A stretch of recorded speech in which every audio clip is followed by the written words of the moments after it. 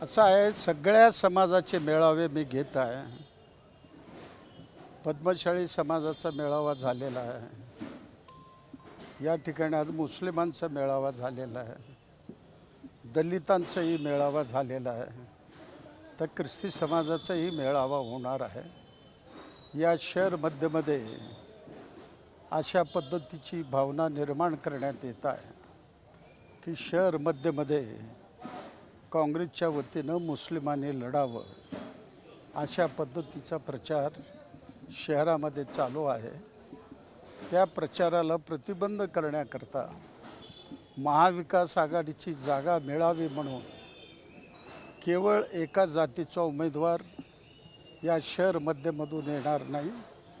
सगळ्या जातीचा पाठिंबा मिळाल्याशिवाय तर सेटलमेंटचा एरिया आहे, सगळं त्या ठिकाणी भटके विमुक्त आहेत. या ठिकाणी वडार समाज आहे, मूची समाज आहे, लिंगायत समाज आहे, मराठा समाज आहे.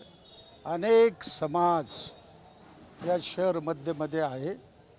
त्या सगळ्याला अपील करण्याचा प्रयत्न आहे. त्या अपिलातला एक भाग म्हणून आज हजारो मुस्लिमांचा मेळावा मी या ठिकाणी घेतलेला आहे.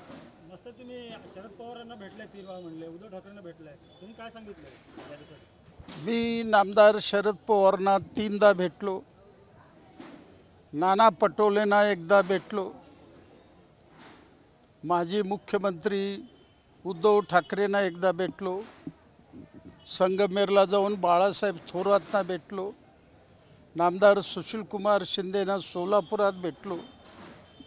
शिंदे साहेब सोडून बाकी सगळ्यांनी म्हटलं कामगाराचा प्रतिनिधी विधानसभेत असावा म्हणून आम्ही आडम मास्तरला महाविकास आघाडीच्या वतीनं जागा दिली पाहिजे. त्यावेळेला नाना पटोलेला मी सांगितलं ही जागा काँग्रेसची आहे, तर काँग्रेसवाल्यांनी त्याबद्दल विचार करावं.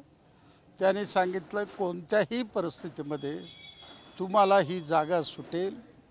परंतु शिंदे साहेबांनी सांगितलं आमच्या हायकमांडचा निर्णय आल्याशिवाय मला काही बोलता येत नाही. आणि या हायकमांडच्या नावाखाली या ठिकाणी अनेक पद्धतीचे रोज माझ्या विरोधात टिप्पणी येत आहे, प्रतिक्रिया येत आहे. म्हणून त्या सगळ्या प्रतिक्रियेला उत्तर देण्याकरता आज महात्मा गांधी जयंती आहे, लालबहादूर शास्त्रीची जयंती आहे. या जयंतीनिमित्त मुस्लिम समाज आणि तरुणाला एकत्रित करून विधानसभेत लढून न्याय कोण मिळवून देऊ शकतो हे लोकांपुढं सांगण्याचा मी प्रयत्न केला.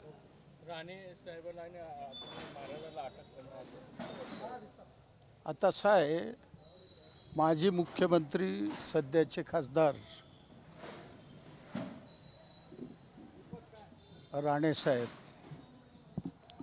नारायण राणे हे चांगले मित्र आहेत माझे, पण त्यांचे चिरंजीव वाटेल तशा पद्धतीचे स्टेटमेंट करतात. मुस्लिम समाज म्हणजे हा शत्रू समजल्यासारखं बोलतात. या देशातले मुस्लिम, दलित, हिंदू एकतीस असल्यामुळं आपला देश एक आहे हे त्यांनी लक्षात ठेवलं पाहिजे. म्हणून त्यांना आव्हान दिलं, ते सुधारतील अशी अपेक्षा आहे. नाही सुधारलं त्यांना त्यांचे परिणाम भोगावे लागतील.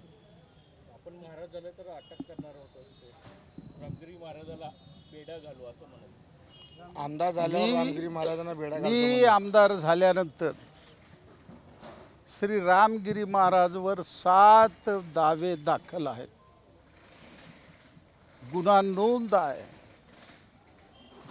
श्री रामगिरी महाराजांना मुख्यमंत्री वर्षावर बोलवतात, केसालाही धक्का लागणार नाही असं स्टेटमेंट देतात. भारताची घटना आहे, कितीही मोठा माणूस असेल त्यांनी कायद्याचं भंग केला असेल तर त्याच्यावर कायदेशीर कारवाई झाली पाहिजे. ती जर होत नसेल, आमदार झाल्यानंतर ही मागणी लावून धरेन आणि बेड्या घालायला भाग पाडू.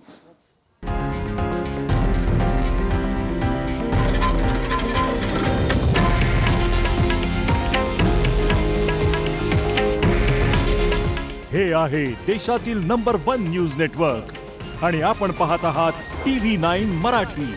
काळजी तुमची, हित महाराष्ट्राचं.